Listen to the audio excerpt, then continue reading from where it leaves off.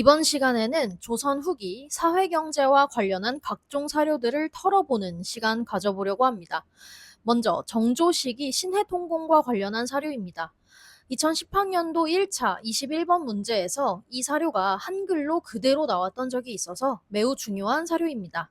신해통공 뭔가요? 직역하면 신해년에 함께 통한다 라는 뜻이고 1791년에 육의전을 제외한 일반 시전이 소유하고 있던 금난전권을 폐지한 정책이죠.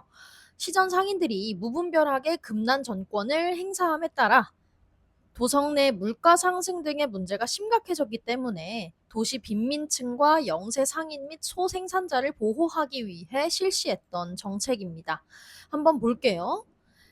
채제공이 아뢰기를 만약 도성에 사는 백성들의 고통으로 말할 것 같으면 도고가 최고입니다. 우리 국가의 난전의 법은 오로지 육의전이 위로 국역에 응하는 것만을 위함이니 그들로 하여금 이득을 독점하도록 했습니다. 근래에 하는 일 없이 노는 무례배들이 삼삼오오 모여서 스스로 가게의 이름을 만들어서 무릇 백성들이 일상생활에서 날마다 쓰는 물건 종류에 관한 것은 각각 자기들 것이라고 주장하지 아니함이 없습니다.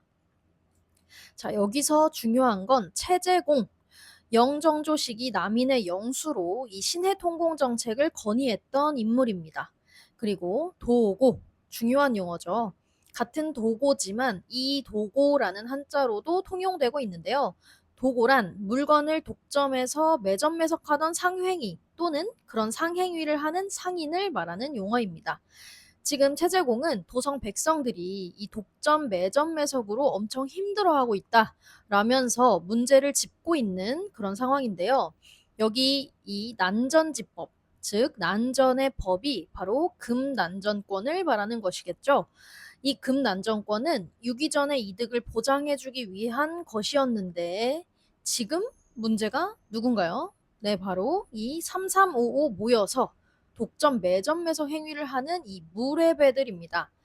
얘네는 스스로 가게 이름을 만들어서는 자기들도 시전이다 라고 주장하면서 우리도 시전이니까 우리도 금난정권 쓸게 하면서 작은 소상공인들의 상행위를 못하게 막고 물건을 뺏고 그러는 상황인 겁니다.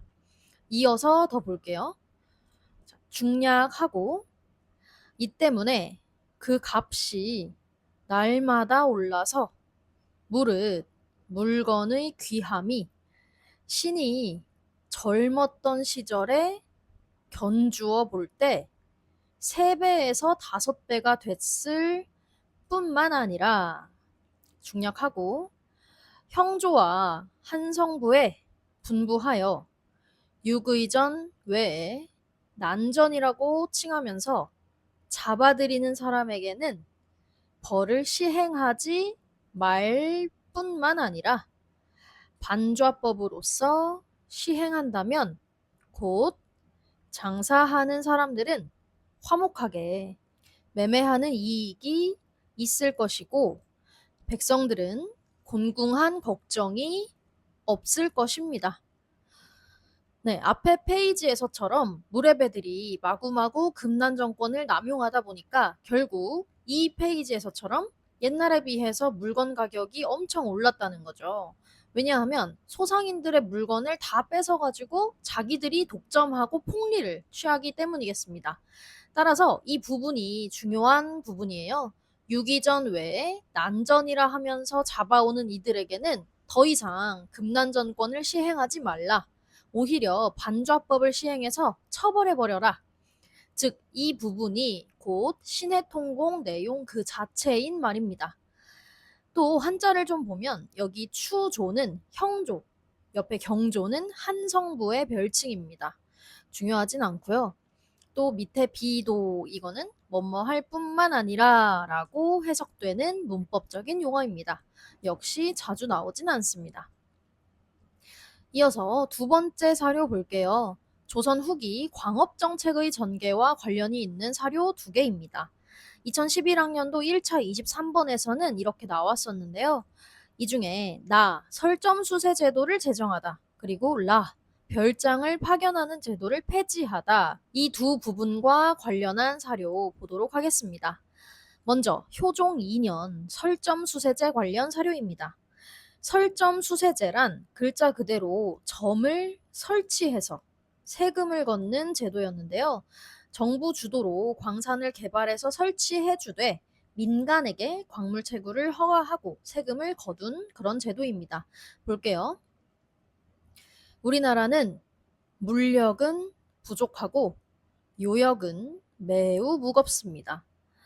늘 국력으로 그것을, 즉 은을 캐면 곧 역시 노력과 비용이 많이 들 것입니다.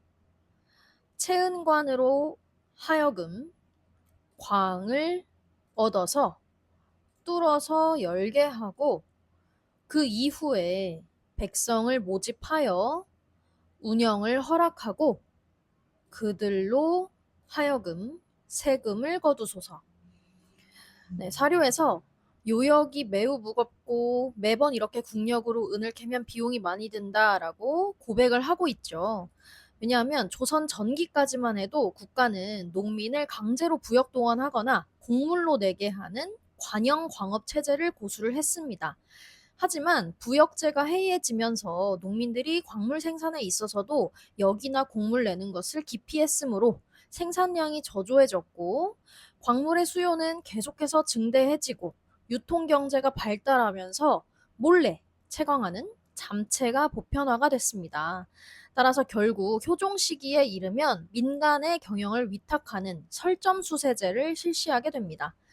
여기서 채은관은 호조에서 파견한 일종의 광산 전문 관리입니다. 따라서 정부가 채은관을 파견해서 광산 자리를 먼저 확보, 즉 설점을 해주면 돈을 벌고 싶어 하는 민간 자본가와 노동자를 그 다음에 끌어들여서 강제 부역이 아닌 자유로운 상업적인 채굴을 허용한 뒤에 국가는 중간에서 안전하게 세금, 즉 수세만 확보하겠다라는 논리였습니다. 다음으로 100년 이상이 지난 시기, 즉 영조 시기의 사료를 보도록 하겠습니다. 이거는 수령수세제 관련 사료인데요.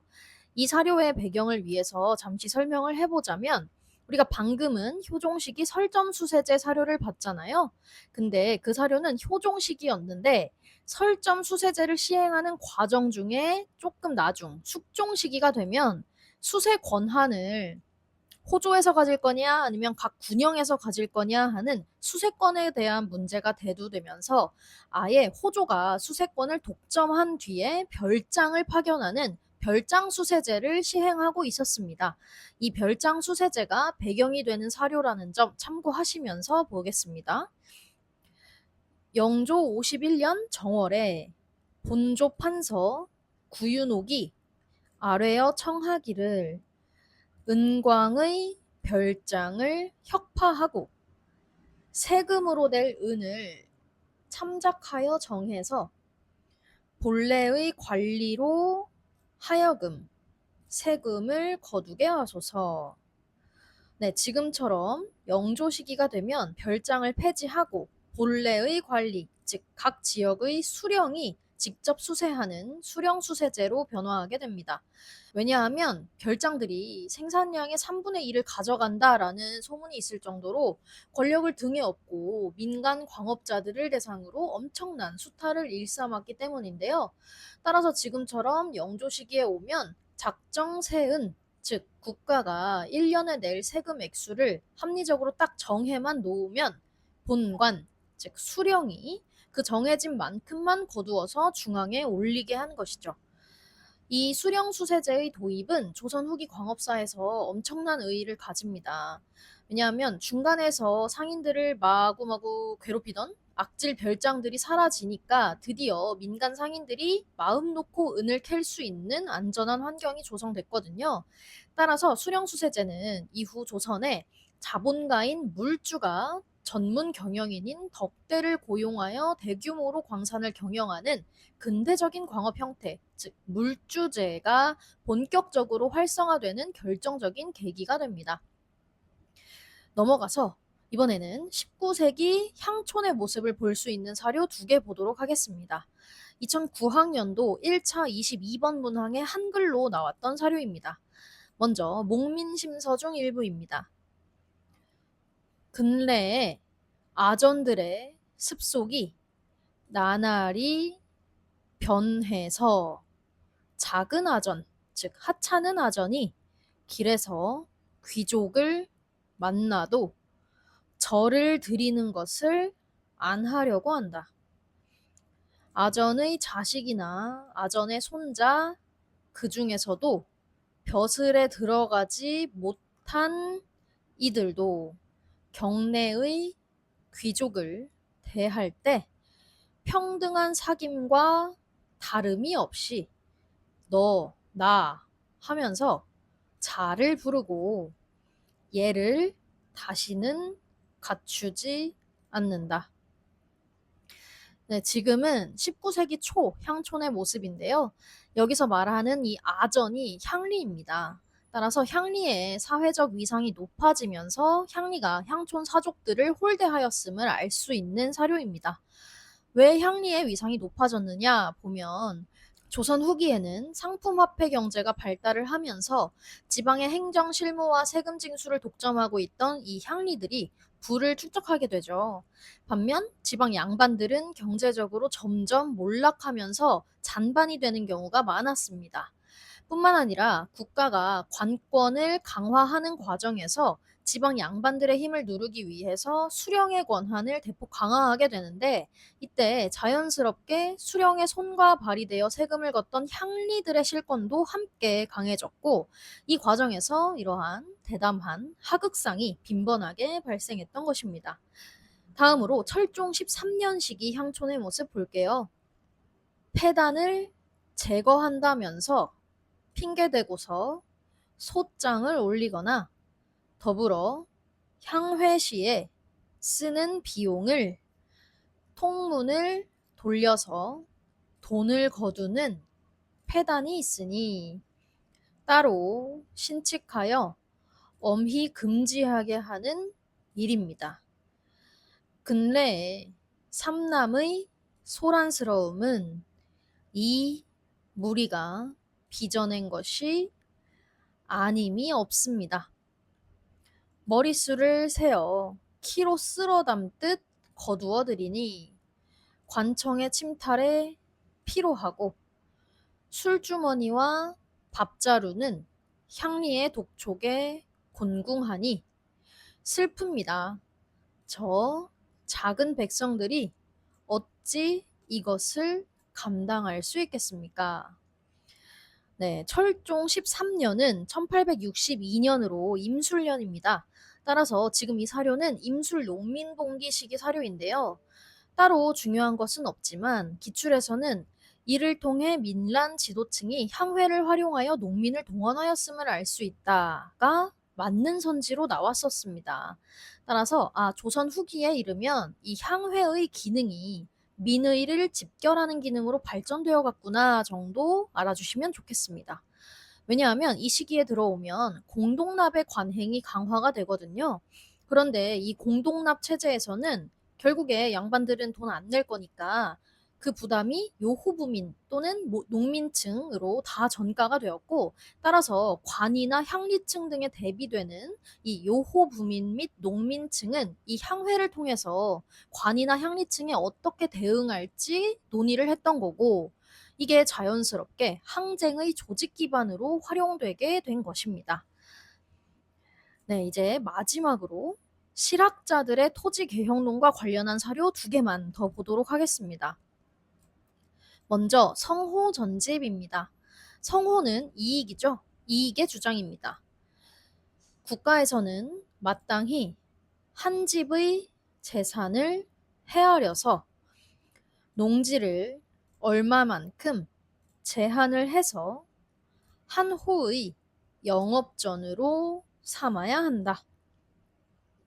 네, 여기서 핵심 키워드는 영업전이겠죠. 이익은 한 가정이 생계 유지를 할 수 있는 최소한의 토지를 영업전으로 지정을 해서 매매를 절대 금지하자고 했습니다. 그 외의 땅은 자유롭게 사고팔게 두면 아무리 가난해도 최소한 이 영업전만큼은 지킬 수가 있기 때문에 농민이 토지를 통째로 빼앗기는, 즉 몰락하는 상황을 막을 수 있다라는 하한선 제한의 토지개혁안이었습니다. 다음으로 정약용의 여유당전서 중 일부 보겠습니다. 이제 농사를 짓는 사람으로 하여금 토지를 얻게 하고 농사를 짓지 않는 사람에게는 그것, 즉 토지를 얻지 못하게 하고자 한다면 곧 여전의 법을 행하여야, 그래야 나의 뜻을 이룰 수 있을 것이다. 무릇 일여의 토지는 일여의 사람으로 하여금 다 함께 그곳의 일을 다스리게 하되 이 땅, 니 땅이 없게 하고, 즉 피차의 구역이 따로 없게 하고 오직 려장의 명령만 듣도록 한다. 네, 정약용의 여전론입니다. 정약용은 정전론 아닌가 하실 수도 있지만 정전론 이전에 정약용이 젊은 시절에는 먼저 여전론을 주장했었어요. 여전론은 아주 이상적인 공동생산 공동분배 체제입니다. 그러다가 나중에 시간이 조금 흘러서 정약용이 현실을 깨달은 이후에 각자 사유지가 있으면서 한 개의 공동생산 구역도 있는 정전제로 의견을 바꾸는 겁니다. 그래서 일단 이 여전론은 공동생산 공동분배이다. 또 이 첫 번째 줄에서처럼 경자유전의 원칙을 내세웠어요. 농사 짓는 사람만 땅이 있어라 라는 거죠. 안 지으면 땅 가질 자격이 없다. 즉 사, 공, 상의 토지 소유는 반대하셨고, 또 이 려라는 마을을 단위로 해서 무, 차강 이익에, 즉 서로 간의 경계가 없이 공동으로 경작을 하자라는 거였습니다. 그리고 그 대장은 려장이라는 사람을 둬서 관리를 하자라는 의견이었습니다. 오늘 함께 볼 사료는 여기까지입니다. 정말 고생 많으셨습니다. 감사합니다.